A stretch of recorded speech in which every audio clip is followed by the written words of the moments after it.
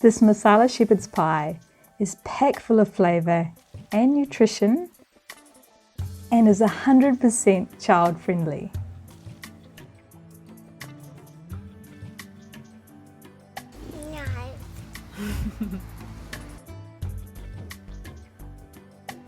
The star of the show is sprouted mung beans, and we'll talk about some of the benefits around sprouting shortly. And if you've been wondering where I've been for the last few months, jump onto my Instagram for my latest post and hopefully all will be forgiven. Remember to give the video a thumbs up, subscribe and hit that bell icon to be notified of all future videos. This recipe, along with our other recipes, are on our website. And of course, all of our recipes are vegan, gluten-free and oil-free. I soaked my mung beans at about 9 p.m. the night before, placed them in a warm part of my kitchen, and then cooked them at about 6 p.m. the following day. So this is what they look like before and after. As you can see, they've sprouted a little bit. I didn't want them to be more sprouted than this because I wanted to retain the creamy texture of the legume. This much sprouting was perfect because this provided the creaminess and then the slight crunch of the sprout itself. Sprouting rather than cooking the legume as is increases nutrient levels, making the legume richer in protein, folate, magnesium, phosphorus, manganese, vitamin C and vitamin K. The first thing you want to do is to cook your mung beans in boiling water until soft. You want to be able to mash the mung bean between your fingers.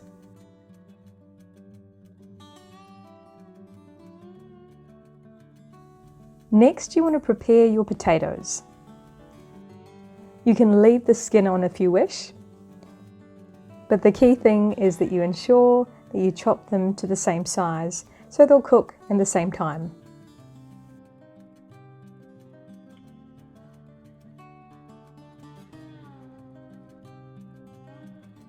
Boil until soft and set aside. And for the spices and seasoning, you'll need curry powder, salt, garlic powder and balsamic vinegar. To add to the flavour base, you'll need curry leaves and a red onion. For your vegetables, really use whatever you like. I often use just whatever's in the fridge. Today I used courgettes, carrots and mushrooms. Place your pan on medium heat. Once hot, add your onions and curry leaves.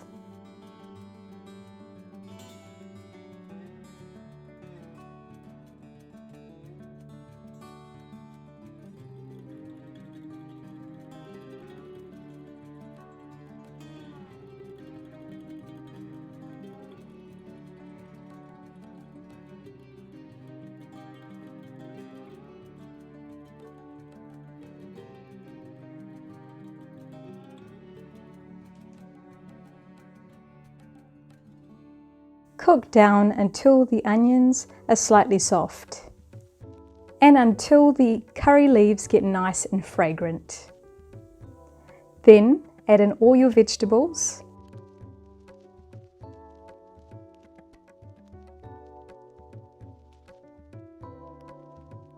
Add your curry powder, garlic powder, balsamic vinegar and salt to taste.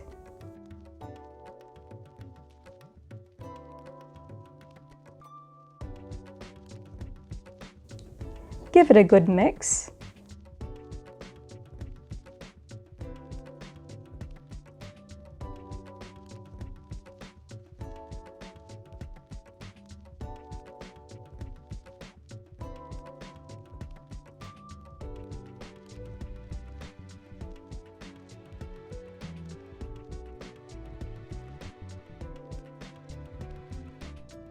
Then place your lid on and allow to cook until the vegetables become slightly soft.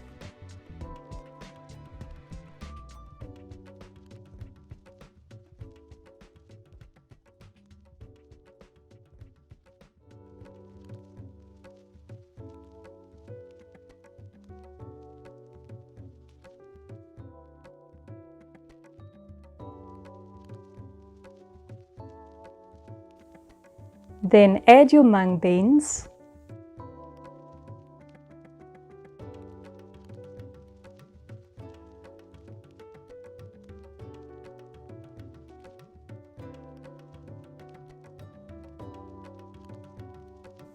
then mix well.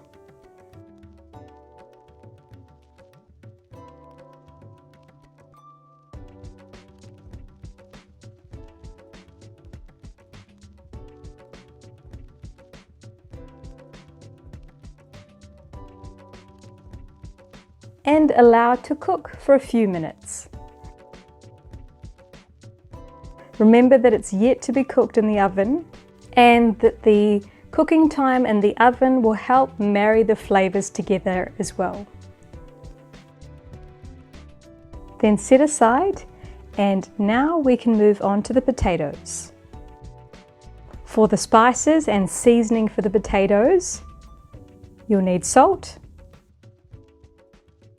turmeric powder, garlic powder,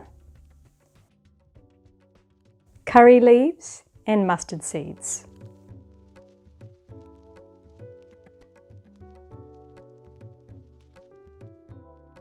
Add your mustard seeds to a hot pan.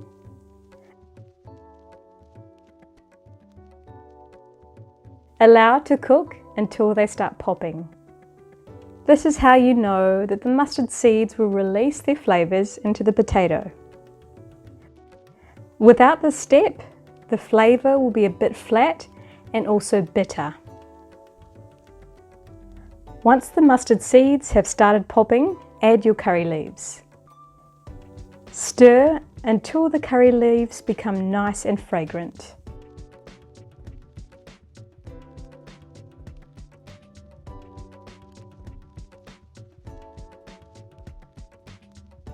Add your already cooked potatoes, turmeric powder, garlic powder, and salt to taste.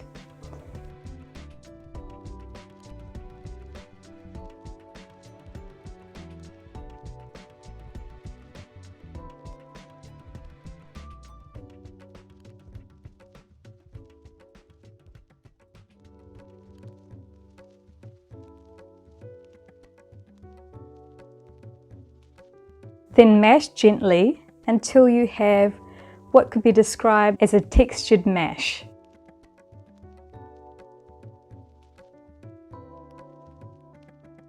I prefer to have a bit of a chunky mash, but it's completely up to you what you decide.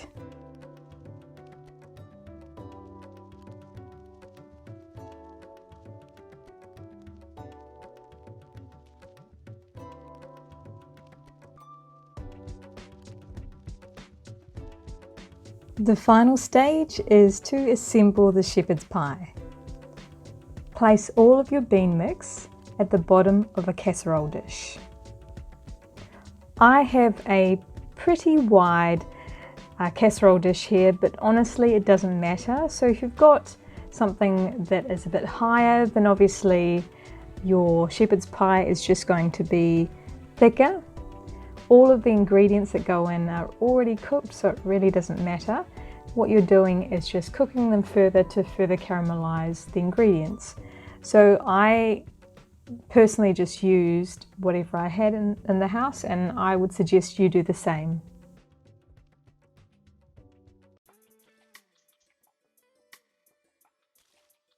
Then top your mung bean mix with your potatoes.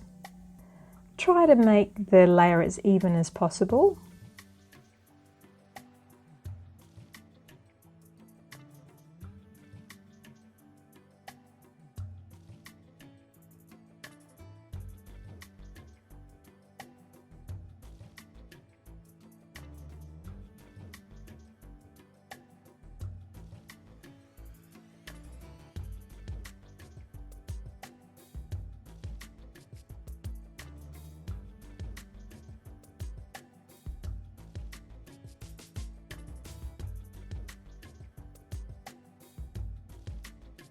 Then place in an oven heated at 180 degrees Celsius or 356 degrees Fahrenheit for 20 to 30 minutes, or until the potatoes become brown and form a slight crust.